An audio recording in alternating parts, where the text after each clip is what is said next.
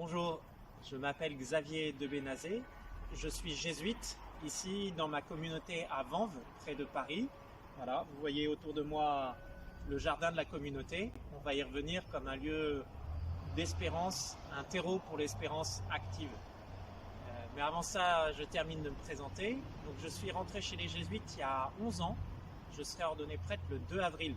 N'hésitez pas à prier pour moi. Ce sera à Paris, à Saint-Sulpice, à 15 h. Si certains et certaines veulent venir se joindre à la messe, bienvenue. Voilà. Avant de rentrer chez les jésuites, j'ai fait partie de CGE quand j'étais étudiant à l'agro à Paris.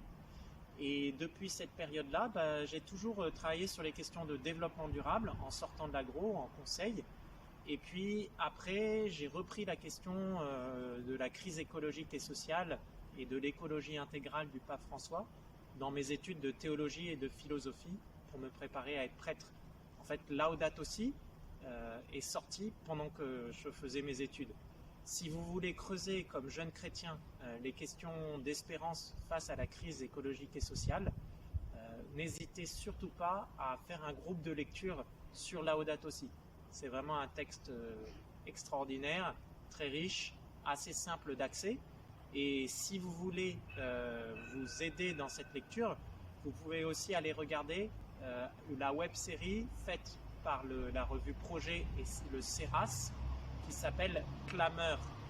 N'hésitez pas, il y a une petite histoire autour d'une colloque avec des petits épisodes. Et puis après, une action de terrain et un éclairage théologico-philosophique pour vous aider.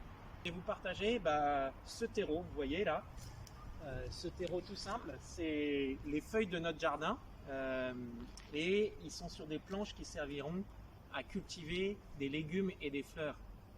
Pourquoi est-ce que je voulais vous partager ce terreau comme lieu d'espérance? Eh bien parce que ce petit jardin potager est un lieu où nous agissons ensemble, jésuites et puis des jeunes qui viennent de la Maison Magis, l'apostolat des jeunes avec les jésuites à Paris, et puis avec des jeunes du JRS, le Jesuit Refugee Service, qui travaillent avec des réfugiés et demandeurs d'asile. Et tous ensemble, une fois par mois, on se rassemble dans ce jardin pour travailler, mettre les mains dans la terre ensemble, prier et se réjouir. Et pour moi, c'est peut-être le message que je vais vous confier. Vous pouvez faire des groupes de lecture de Laudato Si. Et je vous invite aussi à trouver des endroits où, comme ça, agir simplement ensemble. Pourquoi? Parce que face à la crise écologique et sociale, on peut être pris par le désespoir. Et je crois que l'espérance, elle se cultive quand on se met ensemble. Et quand on se met ensemble et qu'on cultive les 4 relations fondamentales qui font nos existences, et où le pape nous invite à travailler sur ces 4 relations dans Laudato Si. Donc la relation à la création, à la terre, aux autres créatures, la relation à nous-mêmes, voilà, prendre le temps de s'arrêter, de s'écouter, prendre le temps d'apprendre à se connaître, prendre le temps de la relation avec les autres humains, donc agir ensemble, prendre du temps avec sa famille, avec ses amis, avec des gens fragiles, et puis prendre du temps avec Dieu, un temps de prière. Ces 4 relations, eh bien, elles vont ensemble, elles ne sont pas séparées en silos. Dieu est le fondement des 3 autres relations qui nous rendent plus vivants et qui nous remplissent d'espérance. Alors peut-être un dernier petit message après ces invitations à lire Laudato Si et puis à agir avec d'autres pour nourrir ces 4 relations, c'est que souvent quand on parle d'espérance et d'écologie, on me demande est-ce que vous êtes optimiste ou pessimiste? En fait, je pense pour un chrétien, il ne s'agit pas de se placer en optimiste ou pessimiste. Je pense que l'espérance chrétienne, elle nous dit que, eh bien, nous avons la promesse de la vie éternelle. Voilà. La mort et la résurrection du Christ nous promettent la vie éternelle. Et donc, c'est pas que ça nous désintéresse de ce qui se passe aujourd'hui, pas du tout, mais on regarde vers cet amour de Dieu qui nous a créés et qui nous attend.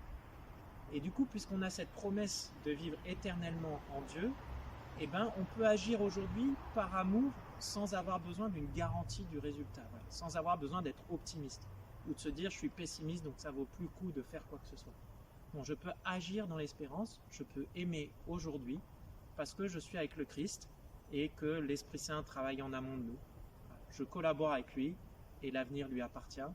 À la fin, j'espère qu'on se retrouvera tous dans l'amour de Dieu. Voilà mon espérance. Merci beaucoup et bonne discussion.